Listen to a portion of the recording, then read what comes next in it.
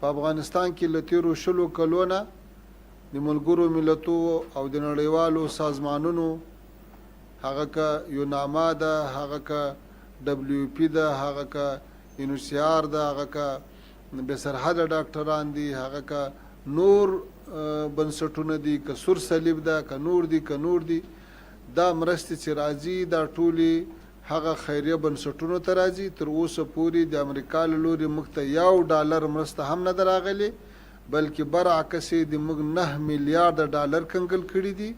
د موږ په بانکونو یې بندیزونه لګولي دي. نو هیله ده چې په دې مسایلو کې ټول د قلم خاوندان سرچ وکړي، دقت وکړي چې دا پیسې چې راځي دا چا ته راځي، په کومه طریقه راځي او په کومه طریقه مصرفیږي. د افغانستان حکومت ته $1 هم نه ده راغلی.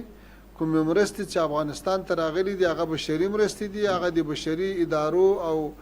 مؤسساتو او سازمانونو له لورې نه تقسیم شوي دي، یا د هغوی د معاشاتو، د دفترو د کریو او د هغوی د سفر او د نورو مصارفو لپاره ورکول شوي دي.